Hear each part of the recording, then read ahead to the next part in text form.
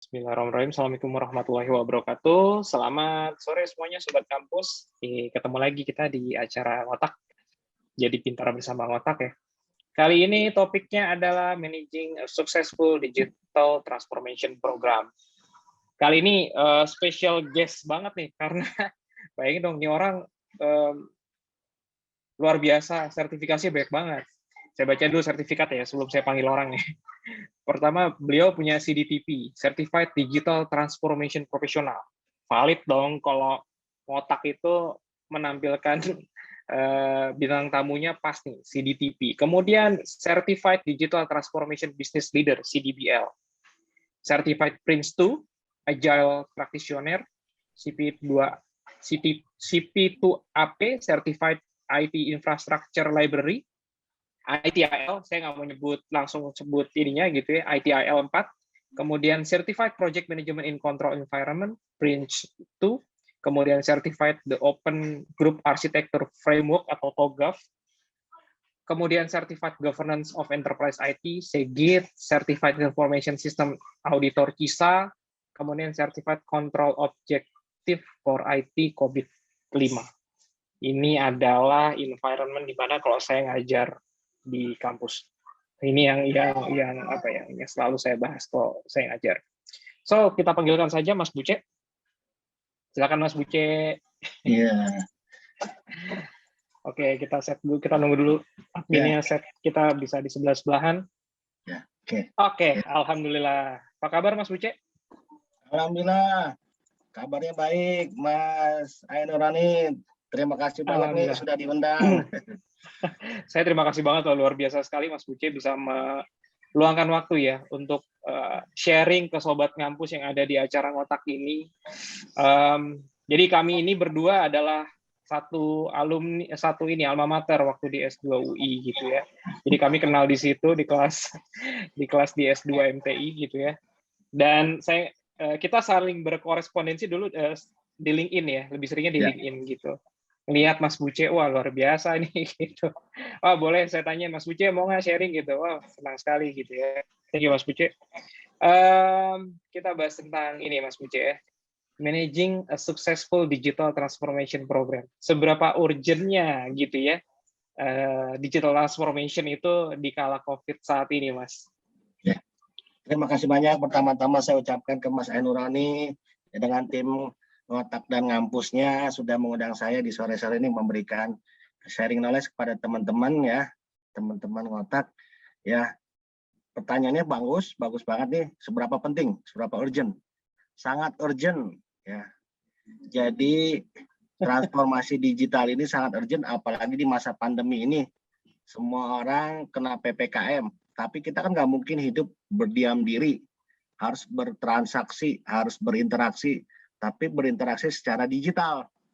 Nah, dengan adanya pandemi ini malah mempercepat proses digitalisasi semua kegiatan aktivitas manusia, terutama di Indonesia ya. Nggak bisa kita berdiam diri, transaksi nggak jalan.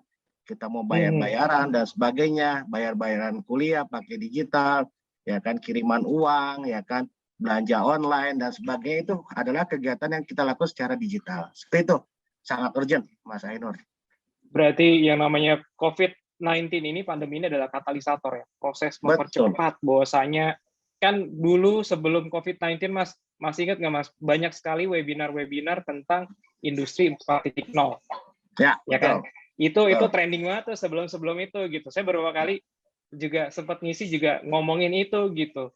Dan ternyata lebih cepat dibandingkan dengan kalau dulu kan masih wacana, tapi pas giliran dalam jangka waktu 1 tahun itu percepatan digital transformation itu luar biasa sekali, luar biasa banget gitu. Dan kalau di meme-meme di sosial media kan lucunya kan, untung kita hidup di pandemik itu pada saat handphone udah canggih-canggih gitu ya, udah bisa ngapa-ngapain. Coba kalau waktu tahun 2006, 2007 handphonenya masih monokrom gitu, gila. Itu nggak bisa ngapa-ngapain ya gitu. Maksudnya agak sulit ya Mas ya untuk bisa memperbaiki perekonomian pastinya. Gitu, karena kan nggak boleh kemana-mana. Iya, gitu. betul. Sekarang kan terbantu karena ada digital ya Mas ya. Iya, betul. Ya. Gitu. Jadi memang tadi Mas Ainurani bilang dengan adanya digital 4.0, industri revolusi industri 4.0 itu membuat segalanya itu yang tadinya fisikal manual menjadi digital, ya kan? Terus dipercepat oleh pandemi ini ya.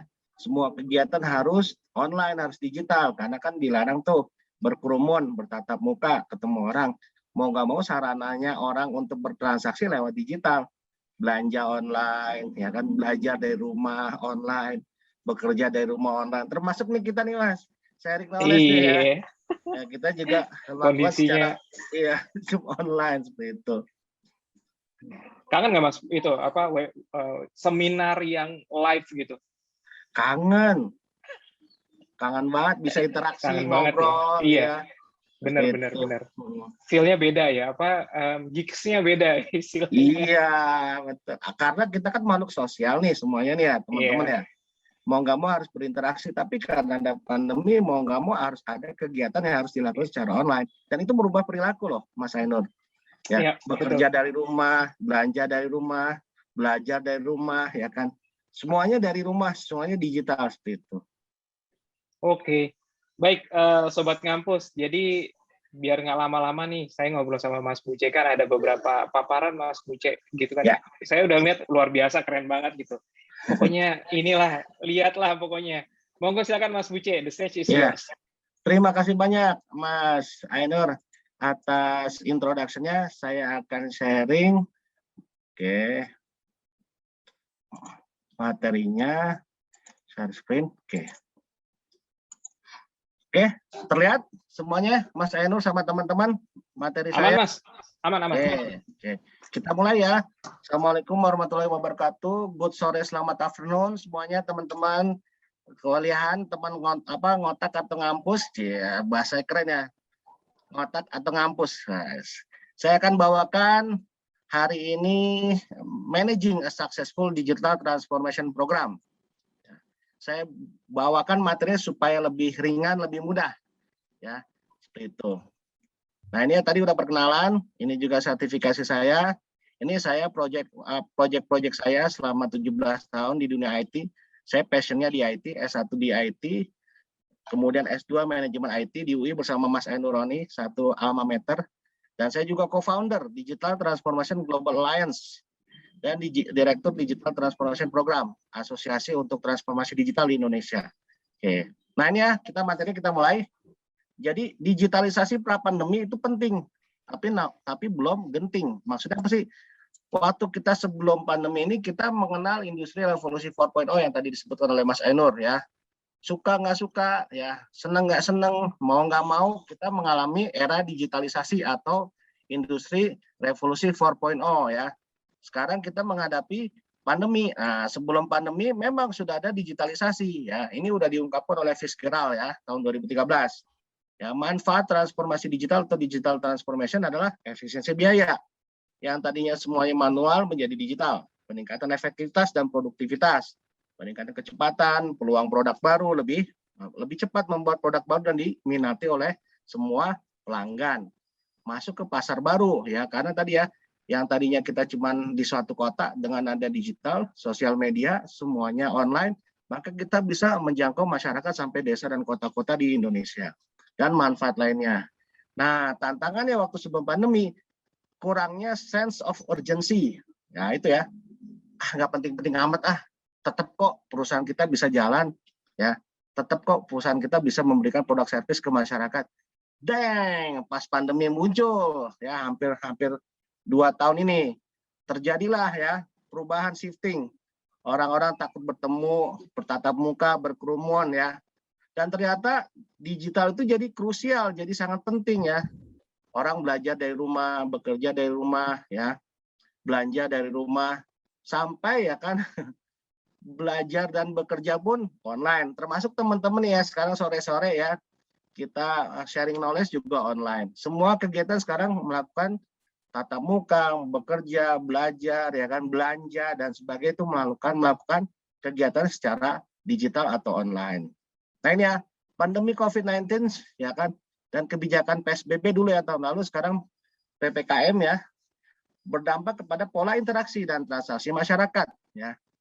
Semua pihak ya termasuk kita mahasiswa, para pekerja, ya kan, guru ya kan, semua yang melakukan kegiatan sehari-hari dipaksa untuk melakukan aktivitas yang keseluruhannya dilakukan secara online atau digital.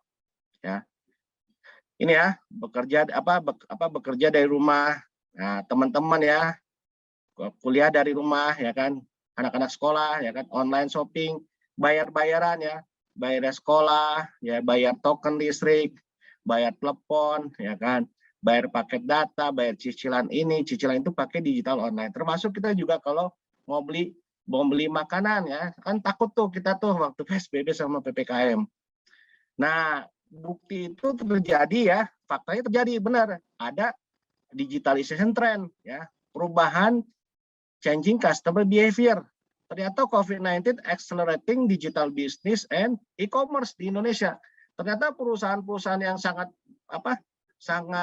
sukses di masa pandemi ini adalah perusahaan-perusahaan yang diminati oleh masyarakat Indonesia, yaitu perusahaan e-commerce, digital business sama logistik ya.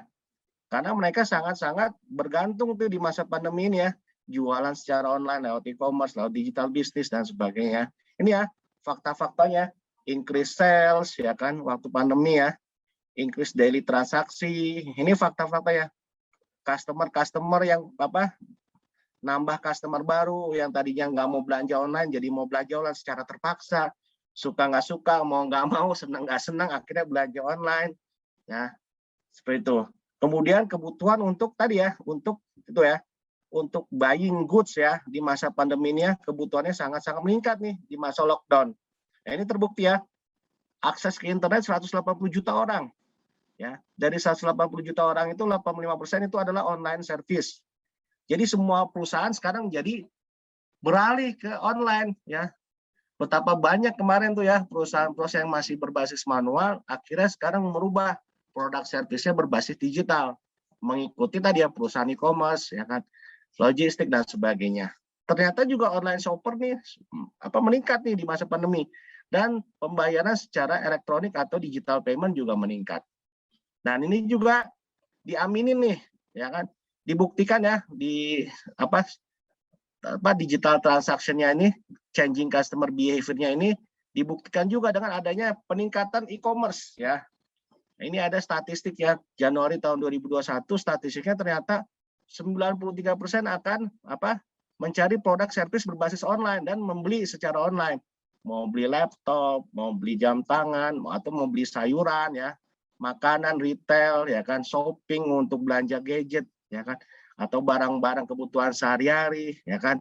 Ini semuanya di atas 75% ya transaksi e-commerce-nya. Luar biasa nih, e-commerce sukses nih.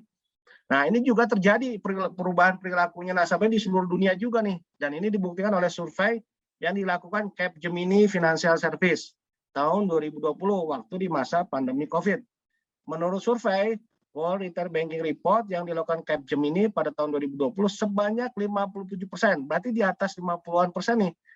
Mereka nasabahnya, customer-nya memilih online banking, kiriman uang ya kan kepada anak-anak sekolah ya kan, atau kiriman uang suami ke istri, kiriman uang ke orang tua, terus belanja e-commerce ya kan, belanja barang sehari-hari untuk kebutuhan sehari-hari di masa pandemi dan sebagainya ya. Ini jadi peningkatan luar biasa ya. Itu. Nah, di mana ada tren, pasti ada peluang dan pasti ada tantangan. Istilah kerennya ada potensi dan ada isu. Setiap apapun ya kegiatan ya, apapun eventnya ya, event apapun yang diberikan Tuhan pasti ada tantangannya, pasti ada peluangnya. Ada potensi, ada isu. Nah, ini tantangan di masa pandemi ini ada, dan potensinya juga ada, yaitu potensi digital dan isu atau masalah digitalisasi. Nah, potensinya berarti semua masyarakat Indonesia di kota-kota besar yang terkena PSBB atau PPKM, mereka melakukan kegiatan jadinya online ya. Jadi pengguna internet itu naik ya sebanyak 65%, atau paling tepat 4,8%. Ya kan, 171 juta penduduk dan masih terus bertambah. Ya, masih terus bertambah sampai tadi ya, sampai 180 juta yang tadi saya lihat faktanya 180 juta ya. Diperkirakan internet economic size Indonesia sebesar 124 US million dollar di 2025 setelah pandemi. sekitar 72 penduduk Indonesia adalah usia produktif sudah paham teknologi digital. Nah, ini potensi digital ini dituangkan ya di dalam Bank Indonesia sama OJK. Ternyata di samping ada peluang, ada tantangannya. Ya, tantangan ternyata pengembangan teknologi digital ini investasinya sangat-sangat besar. Nah, tantangan kedua adalah bagaimana perbankan nih, karena kan di masa pandemi ini kebutuhan transaksi keuangan, bayar-bayar itu pasti membutuhkan bank. Nah, bank mau nggak mengubah kebiasaannya, ya, mengubah dan mengakomodasi keinginan masyarakat Indonesia yang lagi masa PSBB, PPKM untuk bisa membuat produk servisnya secara digital, ya. Atau mereka kalau nggak punya kemampuan, pasti mereka mengakuisisi perusahaan kecil atau bank yang lain yang sudah punya produk servis secara digital. Kemudian ini masyarakat kan kebutuhannya itu meningkat di masa pandemi, ya, terutama kegiatan untuk belanja online. Mau nggak mau, ya, perusahaan di seluruh dunia, termasuk perusahaan di Indonesia juga nih, ya, pasti pengen memiliki produk dan service mengikuti kebutuhan masyarakat. Yang tadi ya di faktanya ya, changing customer behavior. Berarti kita bikin inovasi produk and service mengikuti changing behavior customer. Ya. Kemudian ada alternatif layanan keuangan yang diberikan oleh non-bank ya.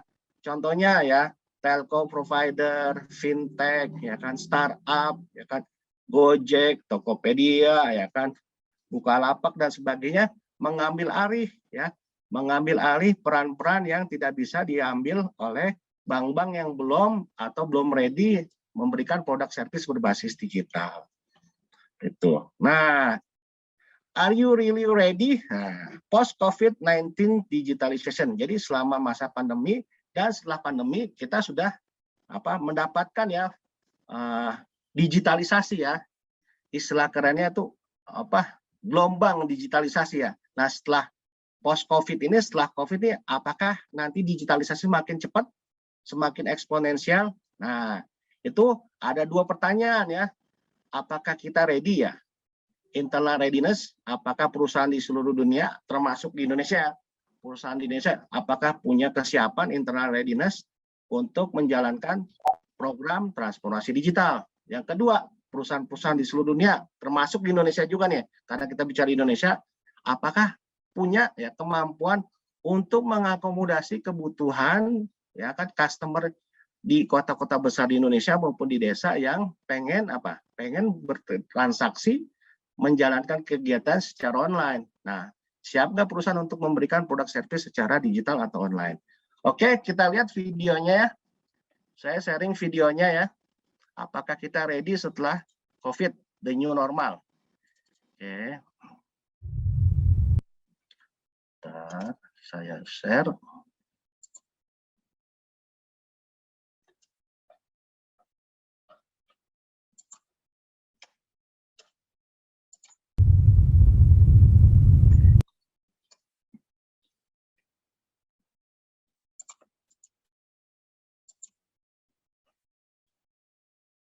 Nggak ada videonya ya. Oke.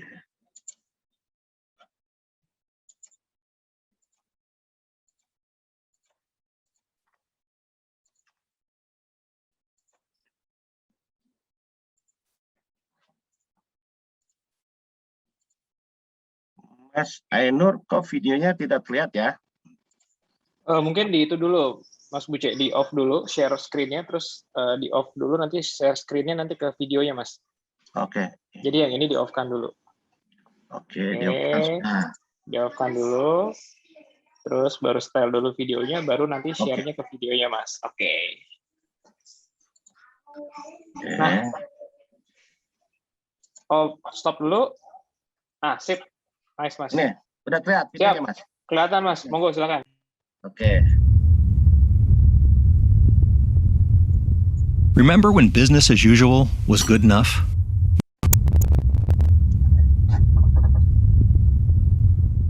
Remember when business as usual was good enough? No more. Change is happening at an unprecedented rate. In fact, technological change is happening at an exponential rate. With each innovation, innovation itself is further accelerated. Everything that was once dumb and disconnected is now connected and intelligent. This is even happening in the home with our locks, lights, thermostats, and appliances. And there is even voice control. These game changers also amplify each other, creating a perfect storm of change. You and your home buyers are caught up in a tornado of digitization, mobilization, augmentation, disintermediation, automation, the list goes on. What was once science fiction is now science fact. Universal access to massive computational power and data has given rise to big data and AI. Are you using big data to build better and smarter? Are you leveraging the information you have to better define your markets, optimize your marketing, to buy land, to coach employees in real time, to monitor and optimize customer touchpoints? Watson, Pepper, and Hadoop now have a place at the table. Do you know what they are? Do you know what they do? Customer expectations are now dictating the rate of change. If you're not ready, they don't care. They won't wait. They will simply go to someone who is ready. Your home buyers are more informed, more prepared, and further down the sales funnel when they finally connect with you in your sales centers. VR, AR, AI are tools that were only imagined a decade ago. And what change will the next decade hold? Will your model homes be virtual? Will your sales process be 100% digital? Are you ready for this new normal? The world is moving faster than you realize. It will change with or without you. Companies and individuals have a simple choice. Be the disruptor or be disrupted. Oke, kita share lagi. Nih. Oke. Jadi teman-teman mahasiswa, mahasiswi, are you really ready terhadap tornado digitalisasi? Ya. Apakah Anda siap menjadi disruptor atau bisa menjadi terdisrupsi? Seperti itu ya. Di era industri revolusi 4.0 mau jadi disruptor atau tidak jadi disruptor atau malah terganggu, terdisrupt. Oke. Nah ini ya. Jadi di era industri revolusi 4.0 ya tadi disampaikan oleh Mas Ainur bahwa semuanya itu menjadi digitalization. Produk service sampai jualannya menjadi digitalization ya. Ya, ini ya dari physical analog paper based menjadi digitization, conversion to digital format. Kemudian menjadi digitalization ya. Ini tadi digitization, ini menjadi digitalization. Semua proses bisnis, produk and service menjadi online, menjadi go digital ya. Tujuannya apa? The use of digital information to enable or improve kegiatan perusahaan, improve product and service, ya kan, improve productivity dan sebagainya. Ujungnya adalah perusahaan menjadi digital business. Perusahaan akan menjadi digital business, yaitu apa? Membuat disruption, create disruption, membuat bisnis model baru dan membuat new value atau membuat value, ya. Karena tadi udah bikin produk service baru, bikin bisnis model baru, maka dia bikin new values. Ini ya. Apa sih digitalization sama digitization? Digitization adalah proses untuk merubah dari analog menjadi digital. Ya, kalau digitalization ya, the process of using digital technologies and information to transform individual, institutional operation, merubah proses bisnis perusahaan, ya, merubah produk service dan merubah bisnis model. Contohnya ya ini ya contohnya ya Gojek. Gojek tuh merubah ya, mendisrupt tatanan transportasi. Kenapa? Gojek nggak punya motor, nggak punya mobil. Gojek bikin platform, bisnis model baru yaitu berbasis platform. Mempertemukan yang punya motor yaitu tukang ojek pinggir jalan, tukang ojek gang, dengan kita, pengguna tukang ojek. Dan juga mempertemukan para merchant, para emak-emak yang jualan, para ibu-ibu yang jualan makanan, minuman, atau barang-barang, atau pakaian, dan sebagainya, dijual lewat Gojek, ya kan? Belanja pakai Gojek, ya kan, GoSend, GoDelivery, ya kan, terus bayarnya pakai GoPay, seperti itu ya. Terus apa lagi? Airbnb, dia nggak punya rumah, nggak punya properti, ya. Airbnb bikin platform, ya kan, bikin bisnis model baru, ya, mempertemukan yang punya properti, yang punya rumah, yang punya apartemen dengan orang yang mau menyewa, yang mau menginap, itu Airbnb ya, seperti itu. Banyak ya. Jadi perusahaan-perusahaan di seluruh dunia nggak perlu ya kan punya aset, ya kan, nggak perlu punya barang, tapi dia bikin bisnis model baru seperti itu.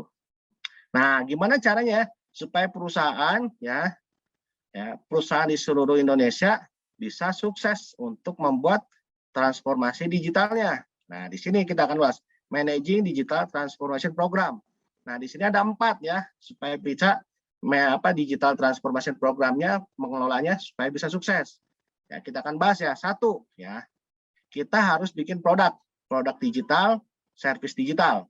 Re-evaluate product and service to meet customer preference and customer expectation.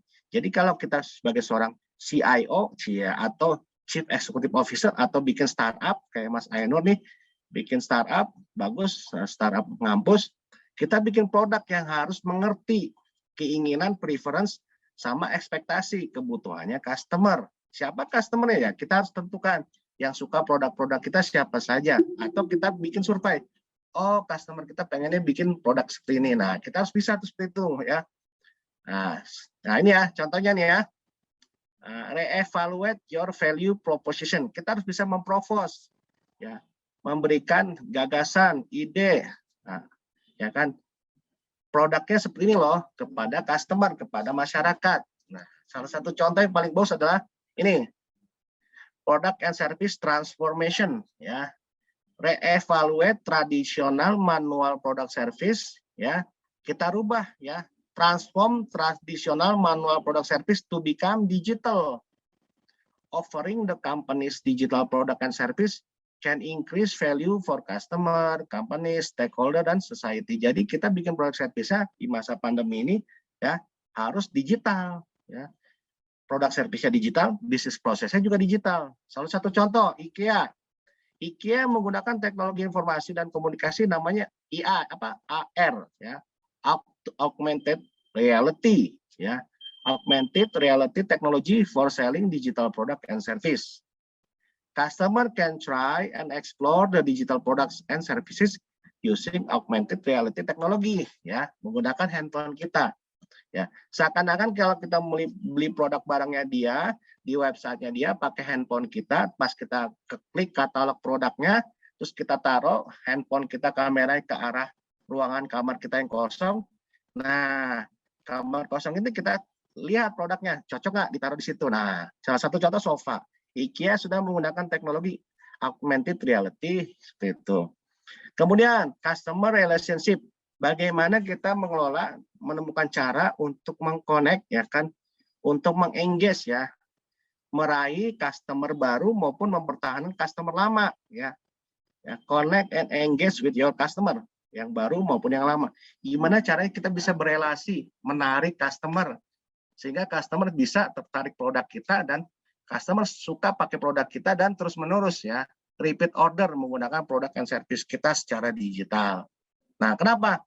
Makanya ya kita harus tahu keinginan customer. Customer tuh pengennya apa sih? Oh, customer tuh pengen semua produk service-nya itu bisa diakses lewat handphone. Ya, semua produk service sekarang bisa diakses lewat handphone. Ya kan, nonton video lewat handphone. Ya kan, dengerin musik Spotify lewat handphone. Ya kan, lihat YouTube pakai handphone. Main game pakai handphone. Nah, teman-teman ya bikin ya kan, kalau pengen menjadi seorang entrepreneur startup, bikin produk service-nya berbasis handphone dulu. Istilah kerennya handphone first atau mobile first ya. Bikin produk service-nya itu di handphone, di mobile ya, supaya masyarakat itu bisa akses produk service-nya secara digital dengan mudah dengan handphone kita. Ya, dengan handphone kita. Gitu. Nih ya, di perbankan sekarang sudah ada ya kan tornado of digitalization. Perbankan sekarang itu bukan lagi yang harus datang ke lokasi bank ya. Banking is being transformed ya kan. Somewhere you go-nya menjadi something you do. Jadi kalau kita transaksi lewat bank, produk service-nya bank, kita nggak perlu datang ke lokasi bank, apalagi di masa pandemi ya. Serem ya. ngeri-ngeri sedap ya. Apalagi varian Delta ya, handphone lewat mobile. Nah, petih ya kan terhadap keinginan customer. Makanya perbankan sekarang banyak bertransformasi. Ya, mereka bikin produk servisnya secara digital, bisnis prosesnya juga secara digital. Salah satu contoh ya, sekarang kalau teman-teman mahasiswa kalau buka tabungan nggak perlu lagi ke kantor cabang, nggak perlu ke kantor banknya. Teman-teman tinggal unduh Android aplikasi atau iOS aplikasi di iOS Store atau Play Store, download ya aplikasi perbankannya ya, seperti itu. Nanti teman-teman registrasi secara online, aktivasinya juga secara online, langsung bisa transaksi pada saat itu juga, nggak perlu nunggu 1 kali 24 jam. Jadi perbankan itu yang tadinya berubah ya ke kantor cabang, sekarang teman-teman mahasiswa-mahasiswi nggak perlu lagi kantor cabang. Teman-teman tinggal buka handphone, transaksi di handphone. Seperti itu ya, reconnect with your customer. Nah, ini salah satu contoh ya, perbankan mau berubah dan perbankan menjadi melakukan transformasi digital. Itu customer relationship and engagement transformation. Ya, perbankan sekarang bikin produk-produk namanya robot bank di Indonesia. Ya, BCA ya kan bikin namanya Vira, virtual assistant chat banking. Jadi kalau teman-teman mahasiswa-mahasiswi ya, kalau mau transaksi di Bank BCA, download aplikasi Bank BCA, nanti Bank BCA akan punya namanya Vira ya. Istilahnya itu intelligent assistant. Nah, Bank BCA punya virtual assistant chat banking. Terus BNI punya Cinta, chat with your intelligent advisor.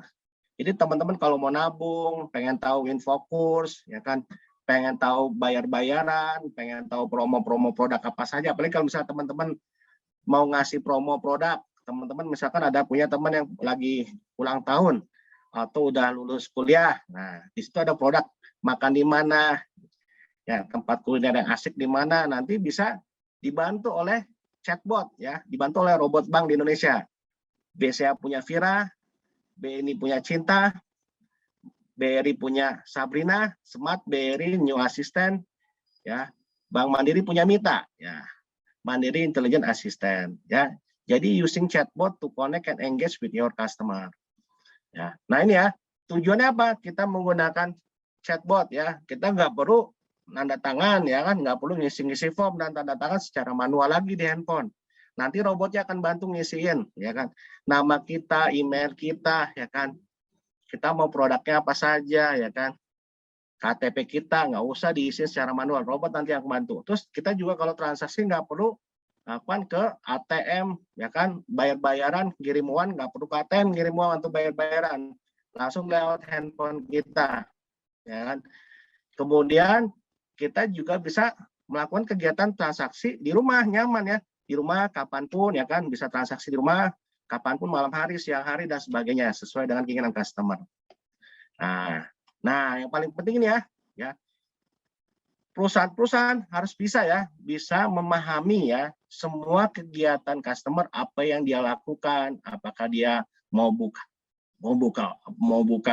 akun bank, opening bank, ya kan, mau dia melakukan kegiatan fitness, aktivitas sehari-hari di rumah, atau customernya, pelanggannya, nasabahnya, dia ngomong di sosial media, ya kan, ikut aktif ya di survei-survei di sosial media.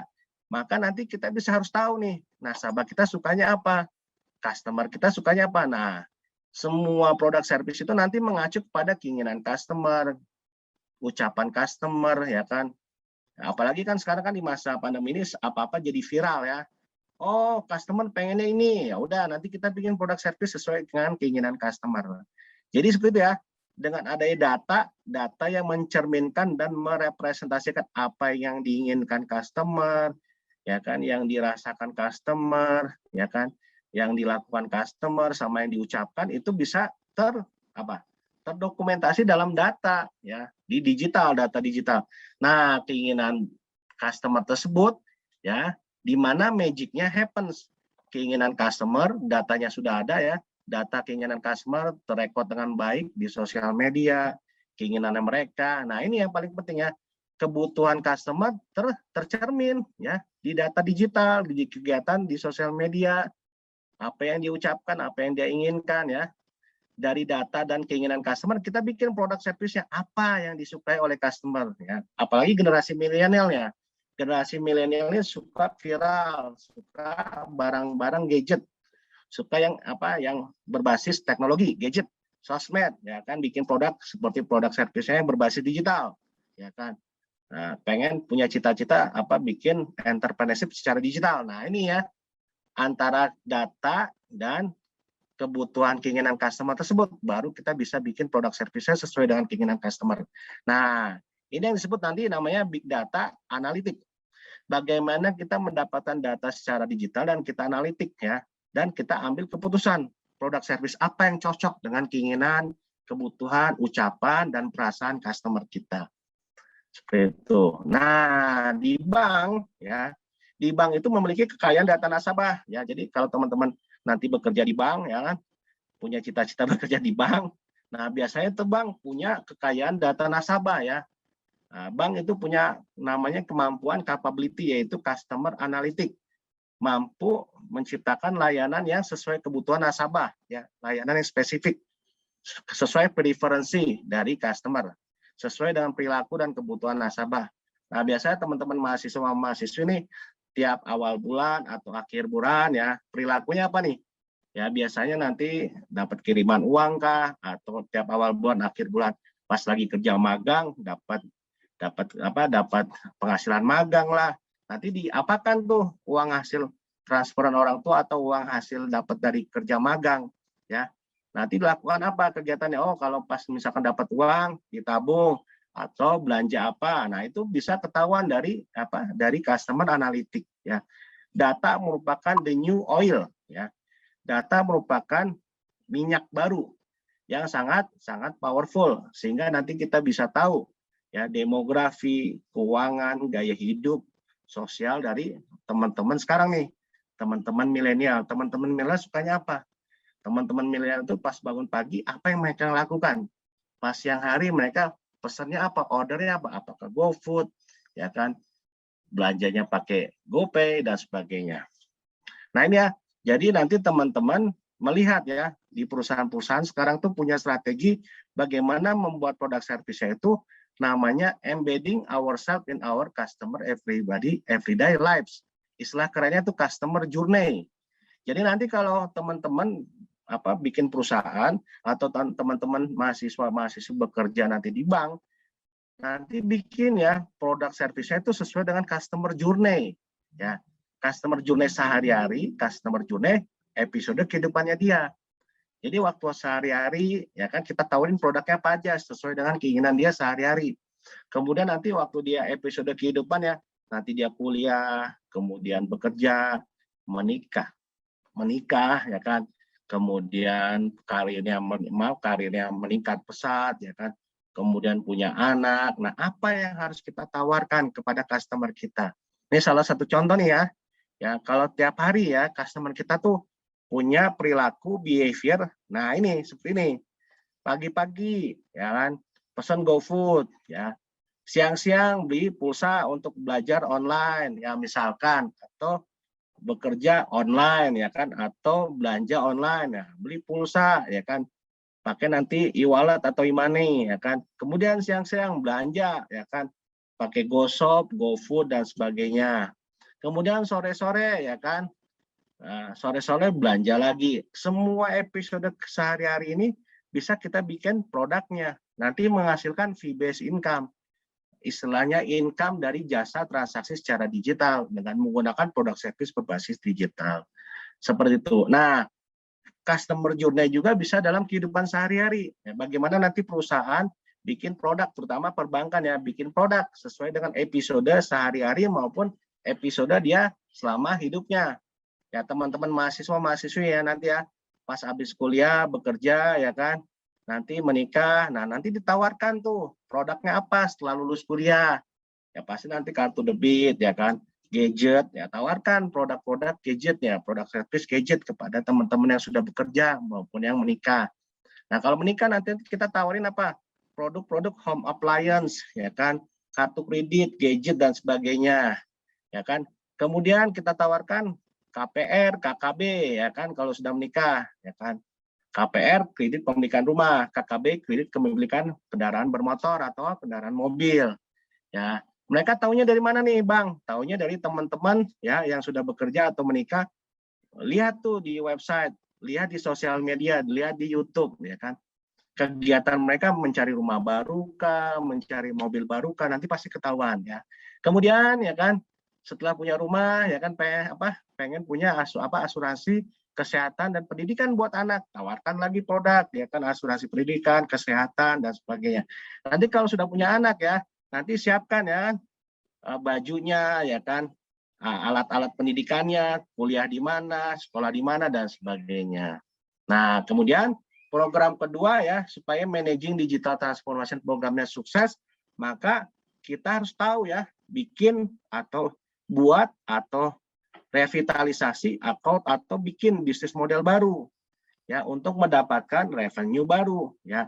Kayak Gojek bikin bisnis modelnya adalah platform berbasis mobile ya kan. Airbnb platform berbasis mobile. Netflix ya kan. Netflix nggak punya studio film, nggak punya kayak 21 Cineplex. Dia nggak bikin film, cuma dia bikin platform ya kan, platform untuk pemutaran streaming video Netflix ya.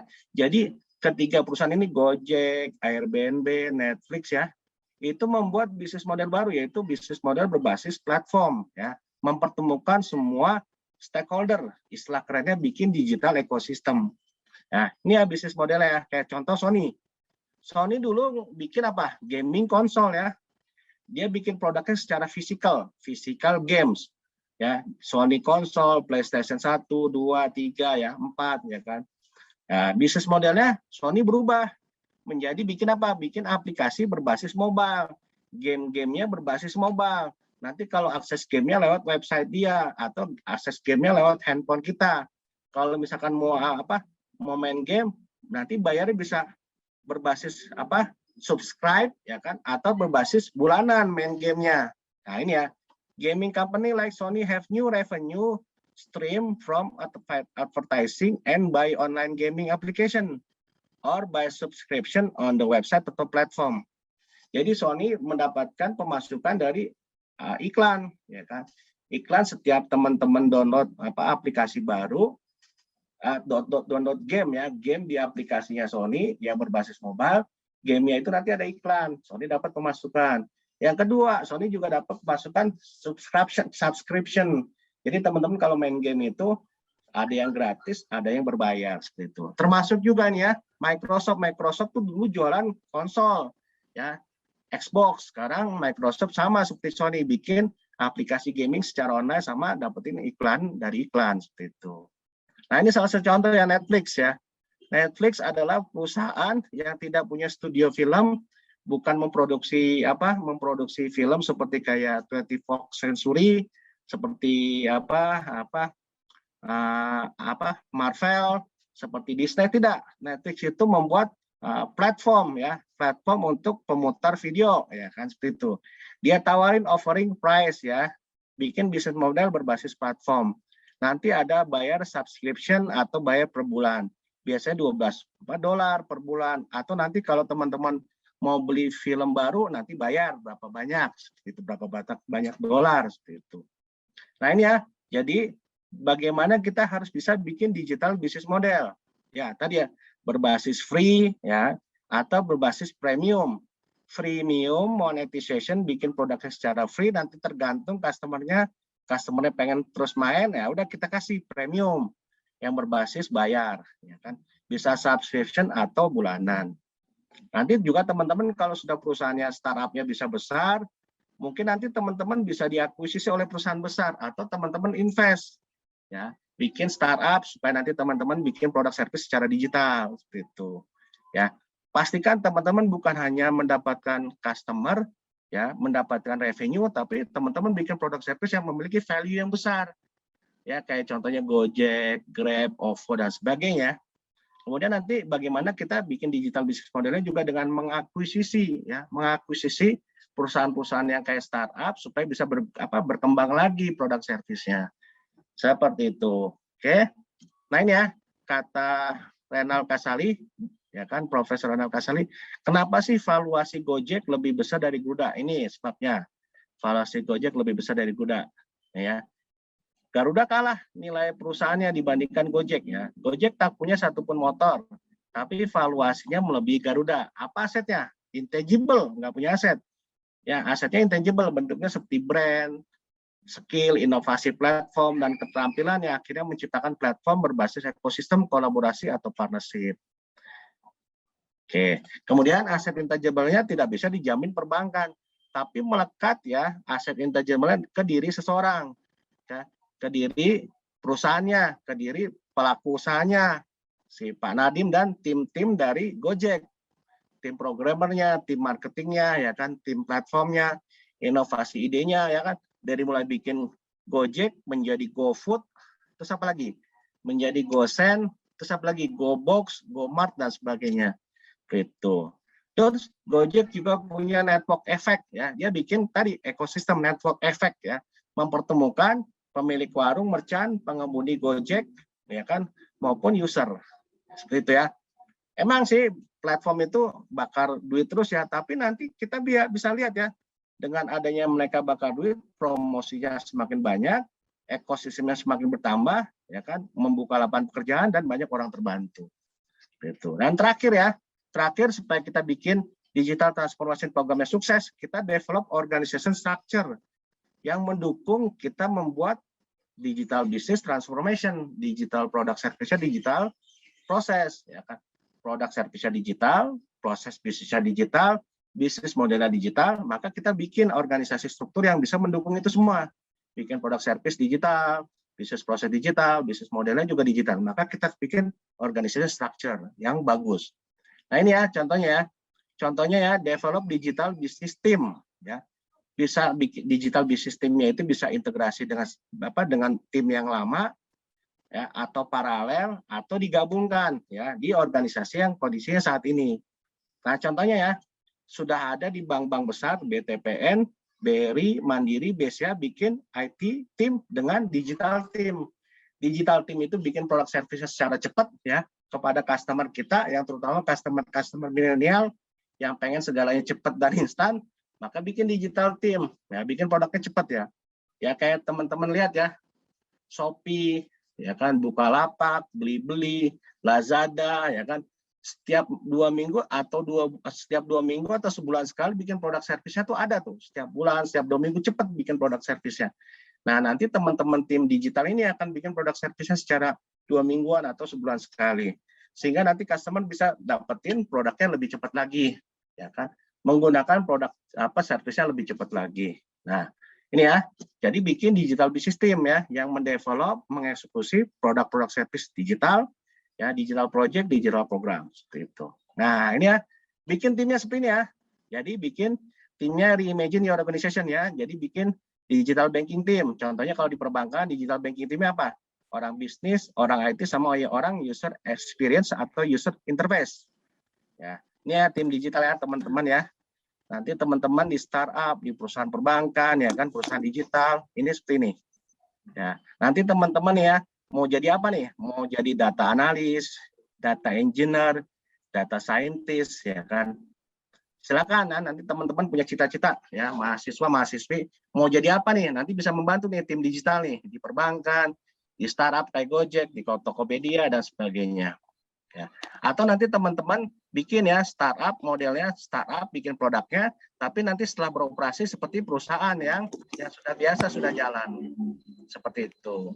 Ini salah satu contoh model hibrid ya dari IDC, International Data Corporation, perusahaan ternama ya di seluruh dunia. Dia bilang survei, ternyata perusahaan-perusahaan di seluruh dunia termasuk di Indonesia, dia punya ya kan struktur organisasi namanya The Office Digital Transformation, atau dia embed di setiap divisi punya digital teamnya. Nah ini salah satu contoh di BRI. Ya BRI punya Digital Center of Excellence ya timnya. Dia namanya Digital Banking and Teknologi Informasi. Ya dia hybrid. Dia juga punya Corporate Transformation. Nah ini di Mandiri. Mandiri juga sama ya, punya Digital Banking Product, Digital Banking Delivery. Ya. Kemudian di BCA punya ya layanan digital. Nah selesai. Ada pertanyaan, teman-teman? Silakan, Mas Eko. Thank you Mas Buce, mantap, luar biasa. Share screen-nya tolong dimatikan dulu Mas Buce. Ya, oke. Sebelum kita beranjak ke pertanyaan Sobat Ngampus, saya mau diskusi dulu sama Mas Buce sebentar. Dua pertanyaan yang menggelitik ya, gitu ya. Ya. Oke, Min, tolong di kanan kiri dong, di split layarnya. Oke, thank you. Tadi kita sudah melihat bahwasannya seberapa sophisticated, seberapa teknologi itu bisa mengubah bisnis, bisa mengubah perilaku dari customer, bisa mengubah berbagai macam lah gitu ya. Tetapi satu hal yang jadi paradoks, yaitu ketika teknologi menggantikan peran, tadi kan ada artificial intelligence yang ngecat segala macam, terus sekarang udah semuanya udah teknologi gitu.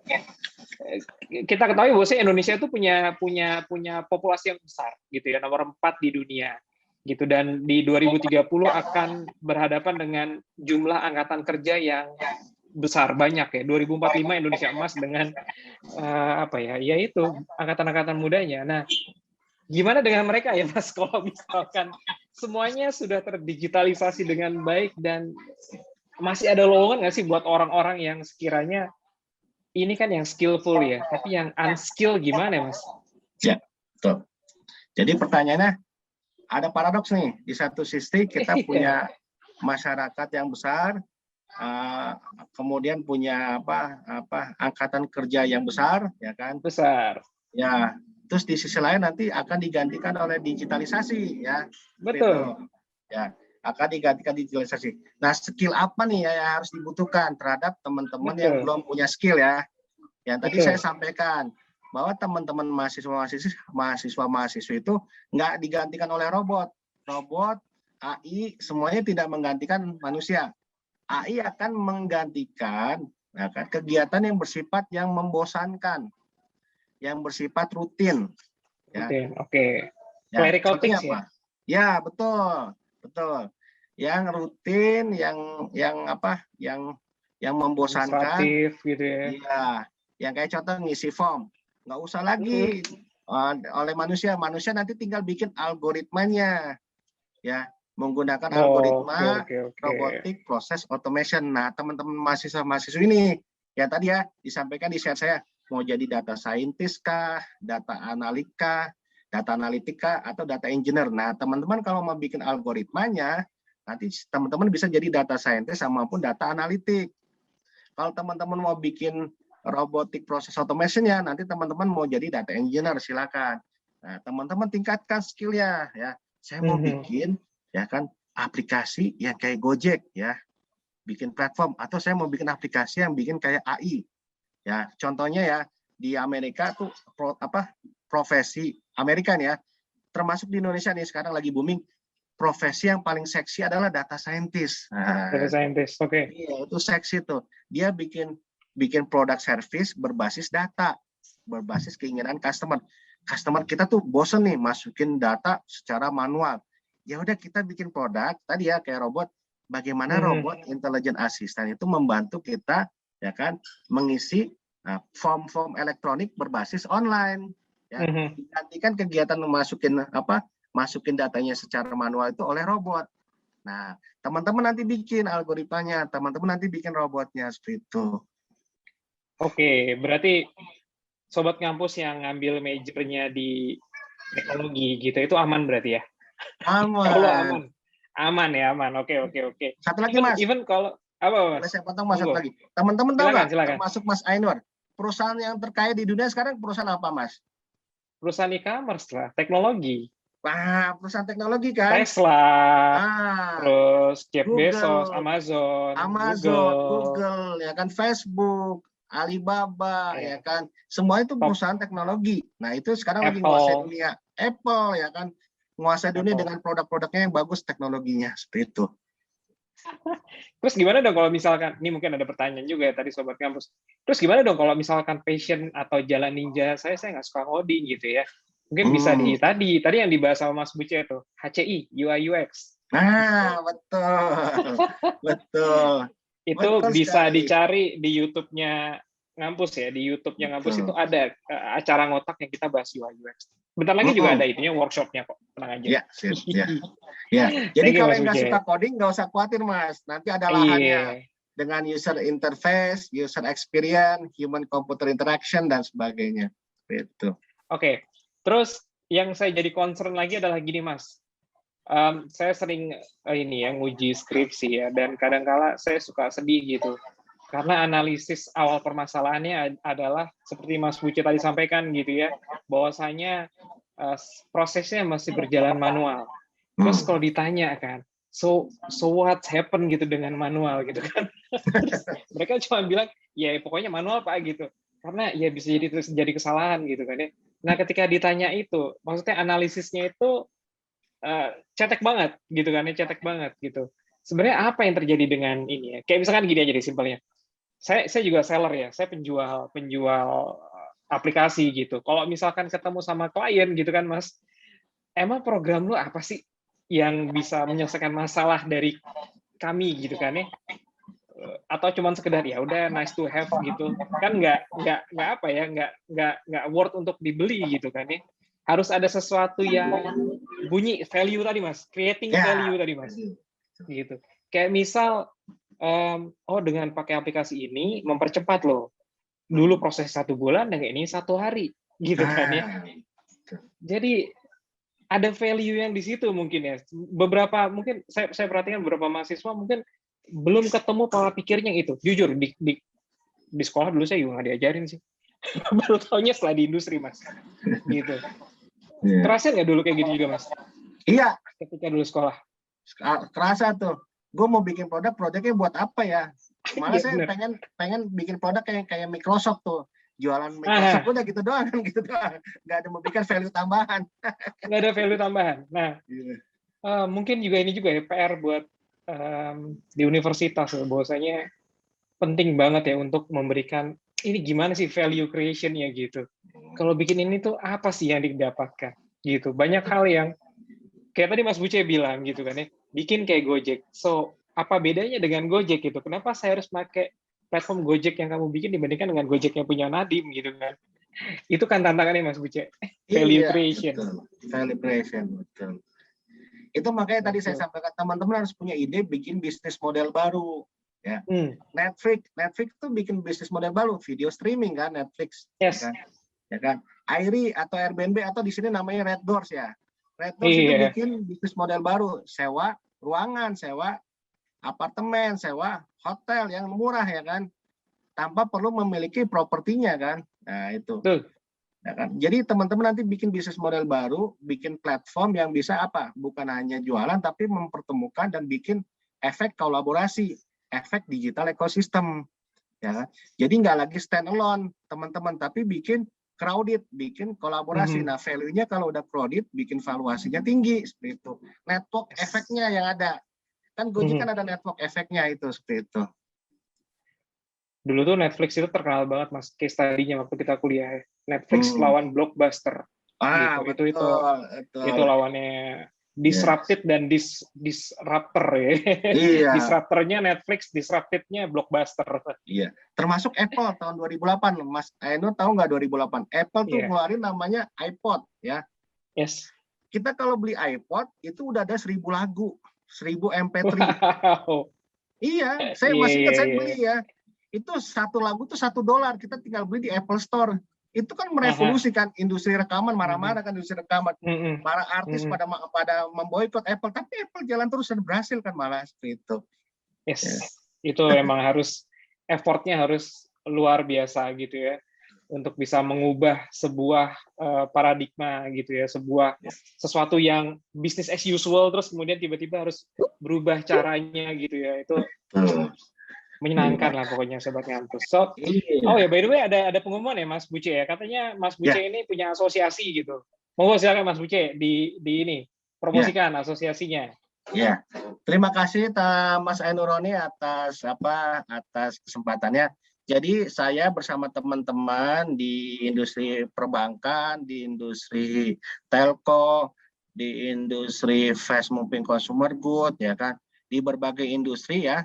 termasuk industri asuransi dan sebagainya, kita bikin asosiasi ya, mempertemukan para praktisi ya kan transformasi digital ya kan, perusahaan-perusahaan yang bergerak di transformasi digital dan perusahaan-perusahaan yang sedang menjalankan program transformasi digital. Namanya asosiasinya adalah DTGA, Digital Transformation Global Alliance. Nah, ini ya. Nah, ini nongol. Tuh. Kita butuh semangat-semangat baru, ya, jiwa-jiwa baru, jiwa-jiwa muda, ya, termasuk Mas Ainuroni dan teman-teman mahasiswa-mahasiswinya, ya, untuk membantu kami nih. Iya, untuk membantu kami nih untuk bisa memajukan transformasi digital di Indonesia. Karena selama ini kan Indonesia ini banyak ketertinggalannya, tapi kita nggak tertinggal banget di dunia IT dan di dunia digital ya, Mas Ainur ya. Kita nggak tertinggal banget di dunia IT sama di dunia digital. Kita pengen majukan bangsa ini, negeri ini, apalagi kan pemerintah lagi bikin ya program-program digital, kementerian lagi bikin program-program digital. Nanti kita butuh ya untuk sebagai partner, sebagai strategic partner buat pemerintah dan buat pihak swasta, untuk bisa saling bergandengan tangan, kolaborasi ya, memberikan kontribusi untuk kemajuan digital di Indonesia, digital ekonomi, digital transformasi dan sebagainya. Ini ya teman-teman, kalau mau jadi volunteer, silakan teman-teman bergabung dengan kami ya kan, termasuk Mas Ainuroni juga. Ya, oh iya, insya Allah nih pasti. Ini ya, gitu. Jadi sebenarnya Sobat Ngampus perlu ketahui bahwasanya dengan ikut asosiasi itu memperluas networking, karena networking itu katalisator atau mempercepat kita mendapat rezeki, percaya atau enggak pokoknya. Makin baik teman, rezekinya itu emang bener, insya Allah itu sohih lah, saya udah nyoba pokoknya gitu. Gaulnya jangan di situ-situ aja. Iya betul Mas Ainuroni, di samping teman-teman bisa networking luas ya, teman-teman bisa nimba ilmu ya kan, teman-teman juga bisa nanti memberikan kontribusi kepada negara seperti itu ya. Sekali mendayung, dua pulau terlampaui. Yang tadi Mas Ainuroni buktinya, faktanya nih Mas Roni udah bikin networking, Mas Roni jadi nih bikin platform ya kan, udah seperti itu. Iya, pokoknya ini juga bisa jadi portofolio Sobat Ngampus lah. Di LinkedIn biar ada sedikit apa yang sudah pernah dikerjakan, gitu. Betul. Oke. Sekarang kita masuk ke pertanyaan ya. Ya, silakan Mas. Jangan ditampilin yang di slide tulisannya link absennya mana. Pertanyaan di setiap webinar, link absen mana, Min? Nah, itu top list lah. Oke. Dari Aisyah Maskur Asari. Apa pandangan Anda terhadap stigma bahwasanya transformasi digital merupakan hal yang negatif? Menghilangkan pekerjaan orang, Mas. Iya kan? Oke, ini pertanyaan bagus dari di Aisyah. Aisyah Maskur. Aisyah namanya keren.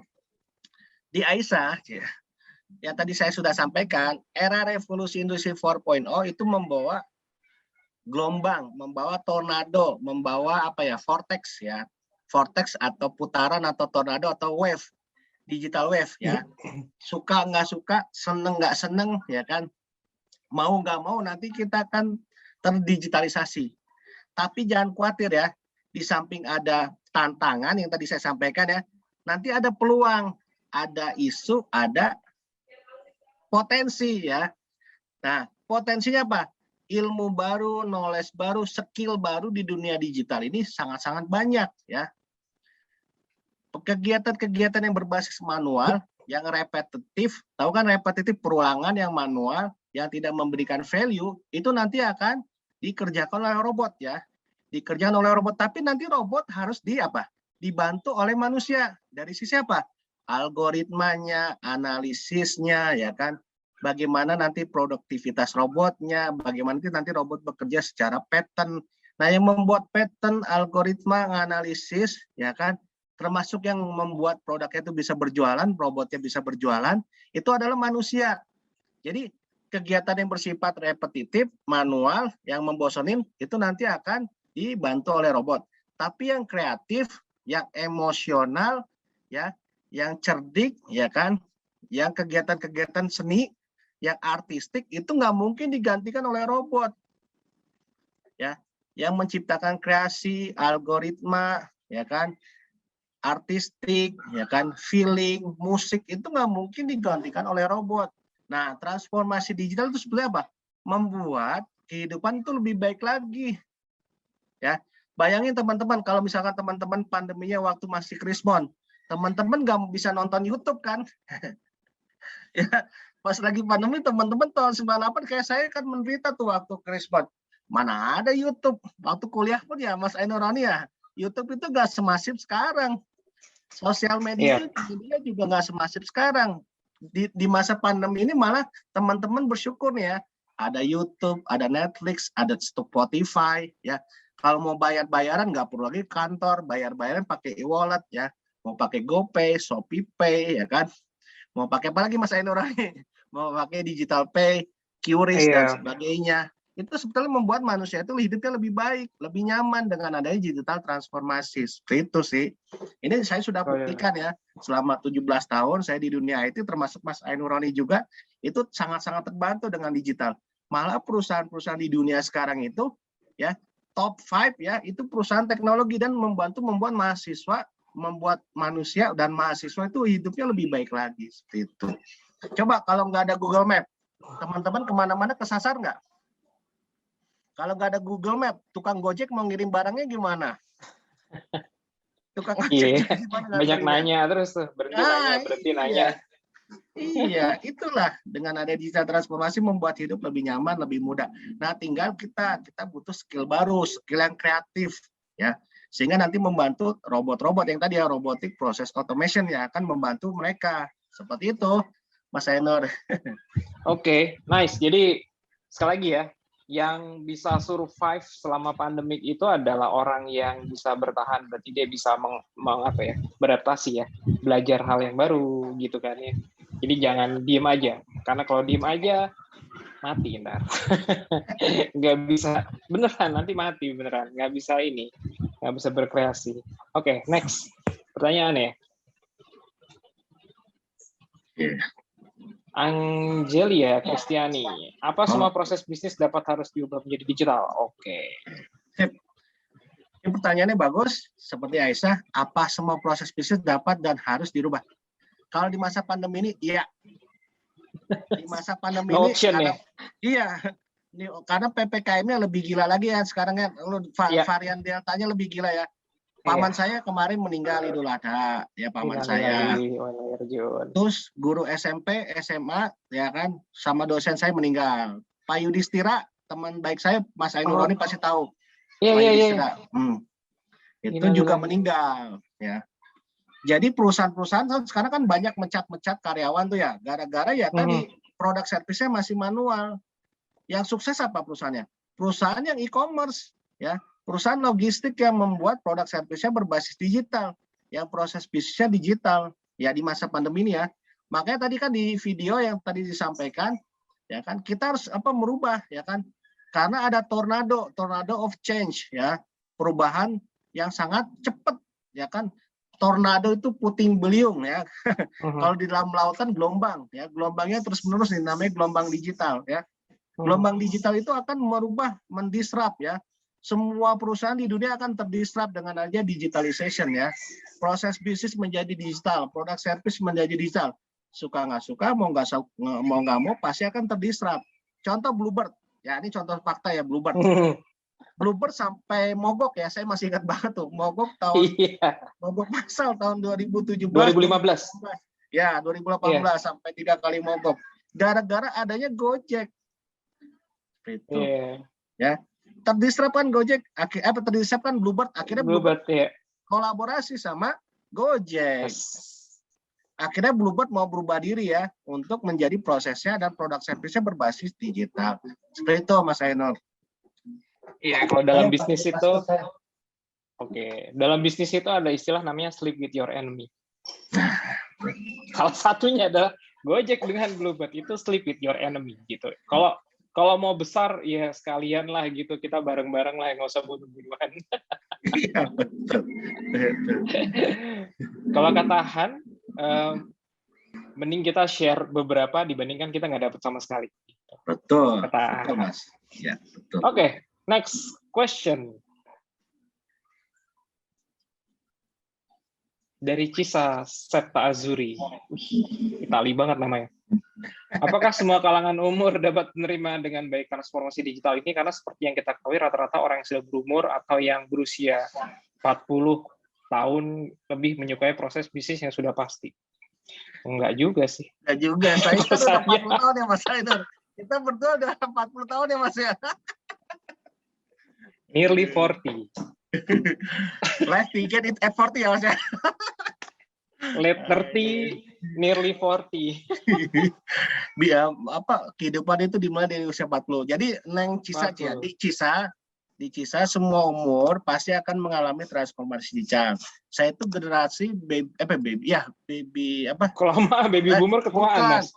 Generasi X ya. Generasi X gitu. Generasi kayak Bill Gates ya kan.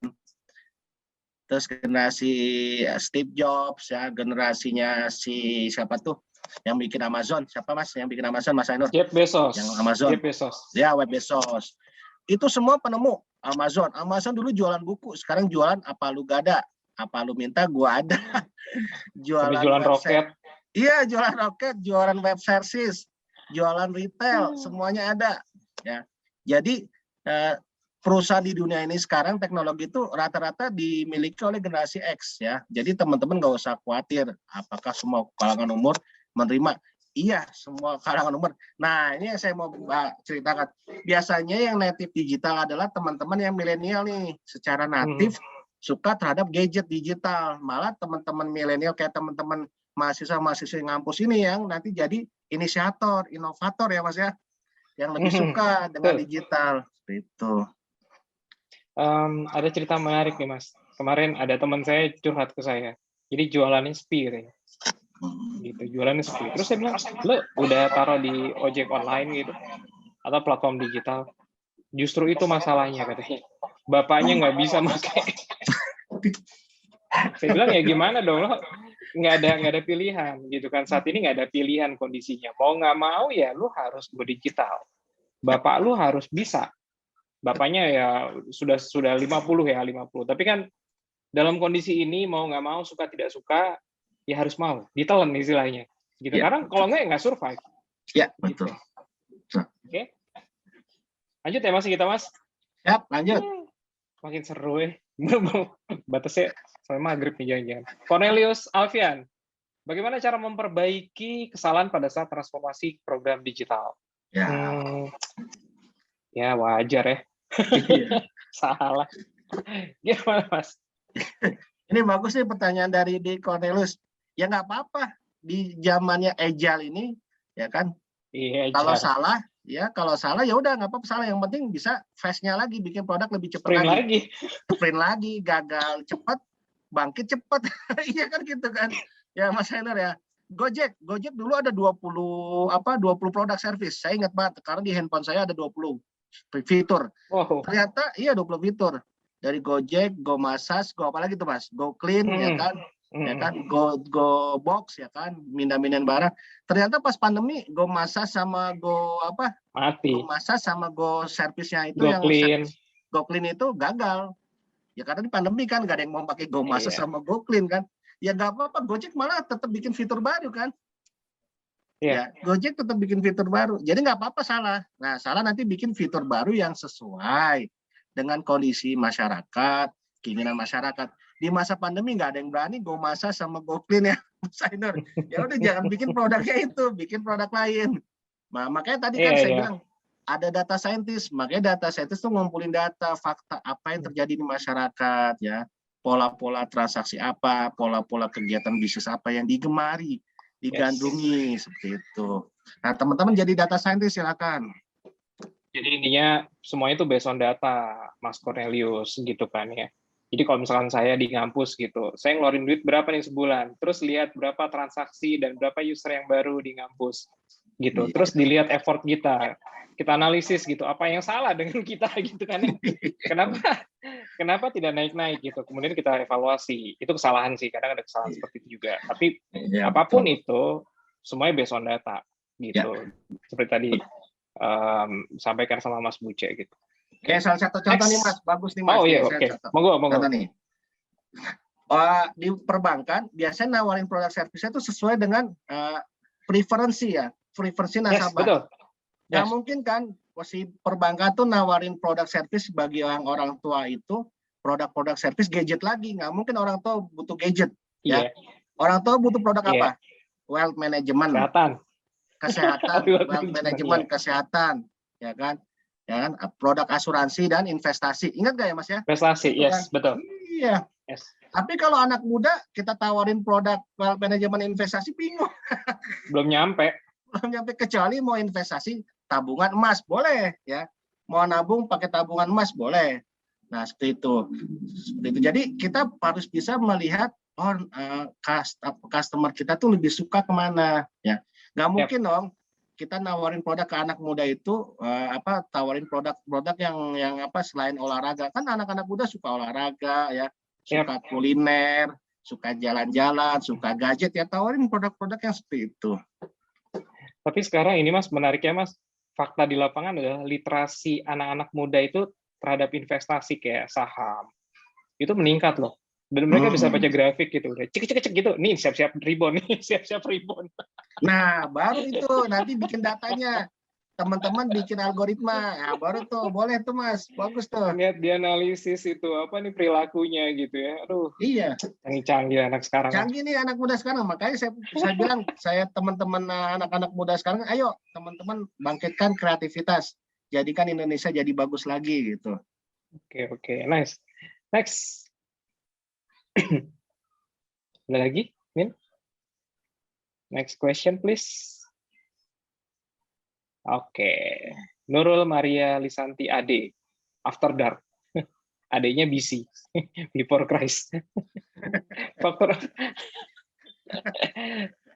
apa saja yang membuat transformasi digital berhasil dan tidak akan mengalami kegagalan? Oh ya. Apa, Mas? Ya, faktornya biasanya ada dua. Faktor internal sama faktor eksternal ya. Faktor internal itu tadi ya, komitmen dari manajemen ya. Iya, komitmen dari manajemen ya. Istilahnya kita harus bisa bukan membuat ya. Bagaimana kita meyakinkan ya kan direktur utama kita ya. Direktur utama kita, ini loh produk yang disenangin, disukai oleh customer kita ya. Tadi ya anak-anak muda zaman sekarang suka investasi, udah kita tawarkan investasi emas, ya, investasi properti atau komoditi. Nah nanti kita pakai hitung-hitungan, karena kita kalau ngomong sama direksi itu ada hitung-hitungan cuan. Iya, harus acuannya jelas, Jadi kalau ngomong sama direksi, ya kata-kata kuncinya 3. Ada duitnya nggak, value-nya ya tadi, value-nya ada nggak. Terus bagaimana mengelola resiko supaya kegagalan itu bisa dimitigasi atau kesalahannya bisa dimitigasi. Yang ketiga, bagaimana mengelola resource ya. Anggarannya ada nggak, orangnya ada nggak, skill-nya ada nggak, seperti itu. Dari 3 ini nanti kan pasti nanti direksi akan senang percaya. Ya kalau sudah senang percaya udah komitmen, ya seperti itu. Terus yang kedua di internal faktor budaya. Di mana-mana pasti budaya, culture. Kearifan lokal tuh ya. Iya, bikinlah. Kadang yang bikin babak belur ya itu si kearifan lokal ya. Betul. Komitmen udah oke, pas kearifan lokalnya, aduh, gitu. Gojek sekarang bisa jadi unicorn karena dia merubah budaya. Bagus Gojek itu. Ya, budaya-budaya. Iya, budaya orang Indonesia ya. Iya. Coba Gojek bikin produknya semuanya mengakomodasi keinginan customer kan? Iya kan? Iya. Nah. Makanya kan Uber kalah ya. Uber ya pertama kali ya. Uber diakuisisi Grab jadinya.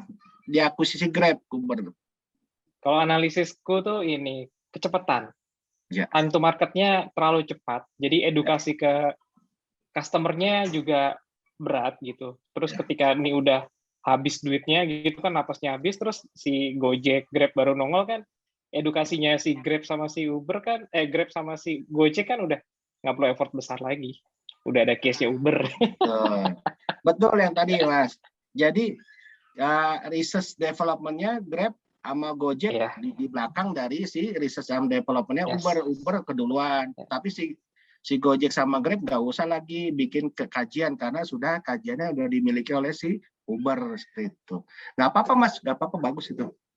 Itu sebenarnya gini ya, itu kan ada yang ini kan, apa namanya, to be the first ya.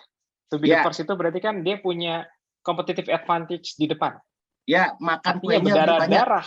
Iya. Iya. Tapi dia Berdarah juga, kebagian Mas. kuenya lebih gede, Mas Ainur. Dia bikin Oh iya, iya, iya. inovasi, kuenya dapat Yes. duluan. Cuman karena Yes. dia melakukan kajian lebih dulu, dia biaya kajiannya Yes. lebih besar. Akhirnya Betul. bakar uangnya lebih banyak. Gitu. Betul.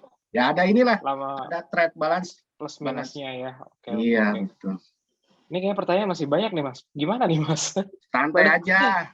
Harusnya Santai aja. udah habis nih kita nih gitu. Mungkin Silakan, dua silakan Mas pertanyaan lagi Ainur. ya. Sebagai Dua pertanyaan lagi moderator nih, Mas. silakan. Ya. Maghrib nih soalnya. Ayo dua lagi. Oke, Nurul Maria. Oke. Next, Sabrina Salza Ivado. Bagaimana cara mengelola program transformasi digital yang baik dan benar? Dan dari mana kita mengetahui bahwa pengelolaan sudah baik dan benar? Wah, cakep nih. Planning sampai dengan ini ya, controlling ya. Ya, betul. Jadi tadi sudah disampaikan ya, ada mengelolanya ada 4 ya. Bagaimana kita bikin produk service yang bagus, yang disenangi, ya disukai oleh customer ya, produk service. Kemudian bikin apa lagi? Bikin bisnis modelnya, bikin bisnis model ya, bikin bisnis model yang baru ya. Contohnya tadi sudah saya pakai bikin bisnis model yang memberikan value ya. Value-nya apa? Penawarannya, offeringnya apa, ya kan? Pricing-nya gimana, ya kan? Kemudian bagaimana bikin platform yang mempertemukan berbagai stakeholder. Kemudian bikin apa lagi? Ya, bikin tadi ya. Bikin ada 3 tuh. Ya, produk, bisnis model, yang ketiga apa? Ayo, ada yang lupa nggak? Ya, yang ketiga apa? Yang ketiga, Yang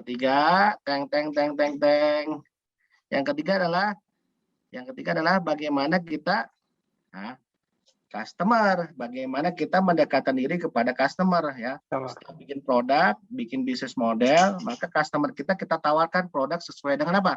Sesuai dengan customer journey ya. Customer journey sehari-hari, dia bikin produknya sesuai dengan keinginan customer sehari-hari ya. Customer sehari-hari mau transaksi apa? Dibikin produknya. Customer di masa kehidupannya, misalkan dari mulai kerja ya, dari mulai kuliah, kerja, punya nikah, punya anak ya kan, karirnya meningkat, maka kita tawarkan produk-produk yang sesuai dengan keinginan customer. Dan yang terakhir adalah tadi bagaimana organisasi kita harus bisa keep up, merubah struktur organisasinya untuk bisa cenderung untuk menjadi digital player, digital business. Bikinlah tadi ya, bikin bisnis unit atau tim, digital team ya, sebagai produk service digital. Nanti sejalan dengan teman-teman divisi IT. Bikin produknya digital, nanti di launching. Setelah di launching, maka nanti yang akan mengoperasikan produk digital adalah teman-teman IT. Digital business team fokus kepada bikin produk service secara cepat. Istilah kerennya itu minimum viable product ya. Minimum viable product, MVP. Ya betul, kayak di Agile ya. Pokoknya kita bikin produk secepat mungkin, time to market ya, kayak Tokopedia, Shopee itu tiap bulan ada produk baru. Nah, setelah keempatnya tadi sudah dibikin programnya, nah bagaimana menjalankannya? Gampang mengevaluasinya, bikin ya KPI, ya kan, Key Performance Indicator, bikin service level agreement, ya kan, bikin objektif key result, sehingga nanti semua programnya memberikan manfaat, ya kan, OKR-nya memberikan manfaat. Contohnya, nasabah meningkat, transaksi meningkat, apalagi selain nasabah transaksi meningkat, produknya dipakai, ya kan, utilisasi produknya dipakai tiap hari, seperti itu. Gitu. Oke. Siap. Mungkin sedikit promo acara besok ngotak minggu depan ya. Minggu depan apa kapan nih? Sabtu 7 Agustus ya. 7 Agustus. Jadi tadi kita ngomongin bisnis model ya Mas ya. Gitu ya. Besok kita akan design thinking a guide for monetizing the idea. Kita ngomongin masalah gimana sih caranya bikin bisnis model dari ide terus kita konversi supaya bisa ide kita tuh bisa dimonetize gitu. Bintang tamunya ini sedikit narsis saya sendiri gitu. Jadi saya inilah. Iya dong, sekali-kali Mas Ainur dong. Iya, saya udah 2 kali nih berarti insya Allah. Gitu ya. Jadi masih related dengan topik yang hari ini gitu ya. Oke, kita lanjut ke pertanyaan terakhir Mas. Ya. Mohon maaf ya Sobat Ngampus ya, beberapa pertanyaan nih. Keren banget, banyak banget pertanyaannya. Emang keren nih Mas Bucin. Studi kasus. Jarang-jarang loh Jadi sampai. ingat saya waktu kuliah S2 ya Mas ya. Iya. Kita harus Aduh. menganalisis gitu. Oke, Kayak case ini ya, tadi. kayak Pak Yudo sama Pak Riri ya. Pak Yudo, Pak Riri, siapa lagi ya? Pak Beni, Udah Pak kangen Beni. juga Pak Beni. Oh iya Pak Beni. Sama dosen yang suka ngunciin tuh siapa sih? Pak siapa ya? Yang suka Kalau nguncin terlambat suka Oh, Pak ngunciin. Pak Didit. Budi Yuwono, Bukan. Budi Yuwono. Budi bukan? Yuwono mah. Pak Budi Oh, Yuwono yang mah gendut cepet ya? banget ngajarnya. Yang gendut Bukan, ya? Pak Dana tuh, Pak Dana. Pak Dana enak. Pak Dana Pak Susule, ini, bukan? Pak Yang Didit kacamata. yang suka ngunci. Iya, Yang Pak kacamata. Didit Oh iya, iya kacamata. Iya, iya. suka ngunciin kalau terlambat. Kacau tuh. Oke, dari Rizky, pertanyaan saya adalah banyak di desa dan kebetulan saya berasal dari desa. Keren. Walaupun masa pandemi di mana wajibkan belajar online, para orang tua bahkan anak muda banyak yang tidak mengikuti secara maksimal teknologi yang sudah disediakan. Untuk peluang banyak pada saat kondisi di desa tersebut belum tersentuh dengan maksimal teknologi yang sedang berjalan saat ini. Dan desa tersebut sulit menerima teknologi. Pertanyaannya adalah, bagaimana cara kita mengiring masyarakat pada desa tersebut agar dapat mengenal teknologi dan dapat menerima teknologi. Edukasi. Oh iya, sip. Kalau saya juga dari desa Mas, ya. Istri saya dari desa di kampungnya di Magelang, namanya daerah Burikan. Di daerah Burikan itu, iya, Burikan. Jadi di kaki Gunung Sumbing. Teman-teman tahu Neval van Java? Ya itu tuh, yang warna-warni itu. Iya, Mas Ainur ya. Mas Ainur luar biasa. Jadi desa Nepal, Van Java atau namanya Dusun Butuh yang warna rumahnya itu warna-warni, itu tahu nggak terkenalnya kenapa viralnya? Karena YouTube. Karena ada orang di sana itu make drone atau wisatawan di sana make drone dan menggunakan drone-nya untuk memantau Dusun Butuh tuh pakai drone. Dan orang-orang sana sampai bingung, Mas, itu apa ya? Pada nanya. Tahu nggak, Mas? Jadi orang-orang sana akhirnya pada nanya, yang punya drone itu ngasih tahu, teman-teman kalau mau misalkan dipromosi ya daerah sini jadi tempat wisata yang enak, yang bagus, teman-teman harus bisa ya membuat kegiatan pariwisatanya secara online. Ya, mereka tertarik tuh, ya kan? Akhirnya dari situlah Dusun Butuh terkenal, ya, viral, ya kan? Viralnya kenapa? Karena dulu Dusun Butuh tahun 2016 waktu saya di sana nggak terkenal. Viralnya pas masa pandemi tahun 2020 awal. 2020 awal, ya kan, orang-orang lagi pada di rumah kan, pengen jalan-jalan. Oh ternyata di desa Butuh tuh. Nah, gimana caranya supaya teman-teman di desa mau libatkan mereka? Libatkan mereka, terus kasih istilahnya stimulus. Tahu stimulus? Cuan, insentif cuan ya. Ini loh manfaatnya lo kalau teman-teman punya misalkan punya usaha ikan, punya usaha pertanian, nanti bisa bikin usaha tani di situ organik ya. Teman-teman tahu sendiri kan mahasiswa ya. Sekarang banyak organic farm. Tahu Tani Hub? Ada yang pernah dengar Tani Hub? Iya. e-fishery. Itu ternyata Tani Hub sama e-fishery itu kerjasama sama orang-orang desa. Orang-orang desa itu terbantu. Malah orang-orang desa punya handphone sampai 2. Ya. Yang satu buat mereka berkegiatan bisnis, yang satu buat keluarga. Itu di desa-desa tuh pakai handphone udah biasa. Ya. Jadi keunikannya orang Indonesia nggak berani datang ke bank, nggak punya rekening account di bank, tapi punya handphone. Akhirnya orang-orang bank bikin produk yang orang desanya ngedownload aplikasi banknya supaya mereka tetap transaksi pakai bank seperti itu. Jadi nggak usah khawatir, Mbak Rizky ajak mereka terlibat ya. Kalau bisa berikan manfaat bisnis ya, mereka bisa jualan produk online. Jadi Tani Hub sama e-fishery itu mendatangi petani-petani lokal untuk jualan organik. Tahu nggak? Sayuran organik itu paling disukai oleh ekspatriat di Indonesia. Ekspatriat di Indonesia tuh kayak farm ranch ya, farm market ranch itu kan jualan organik. Betul. Seperti itu Rizky ya, cara ngajaknya. Mas dia. Iya. Mas dia. Betul. Ajak mereka terlibat, kasih stimulus seperti itu. Oke. Jadi apapun itu bergerak dengan adanya uang. Jadi kalau misalnya nggak ada uangnya, itu sama dengan kayak pepesan kosong. Jadi supaya tidak pepesan kosong, harus dikasih tahu ini akan impact-nya akan ke ekonomi. Nah itu langsung. Cuan. Ya, Gini-gini Mas ya, langsung gambar lah. gini. Iya. Siapa sih yang nggak doyan duit? Tuyul aja doyan duit kan. Iya. Betul. Lagi gini hari. Oke, udah maghrib nih Mas. Jadi Ya. aduh, dengan terpaksa saya harus mengakhiri Nggak apa-apa. edisi ngotak yang asik banget hari ini gitu. Ya. Sehat-sehat Mas Materi Buce. silakan Mas Ainur, materi di-sharing ke teman-teman nggak apa-apa, termasuk videonya nanti saya sharing ke Mbak Zahra. Ya, Zahra. Video sama materi. Oke. Jadi jangan bosan lagi kalau misalkan saya undang lagi Mas Buce. Kayaknya banyak hal yang bisa kita bicarakan gitu, asik kayaknya. Gitu, terutama infrastruktur teknologi ya, COVID-nya, IPL-nya. Oke, buat Mas thank Ainur you Mas siap. Buce. Ya. Sehat-sehat semuanya Mas Buce.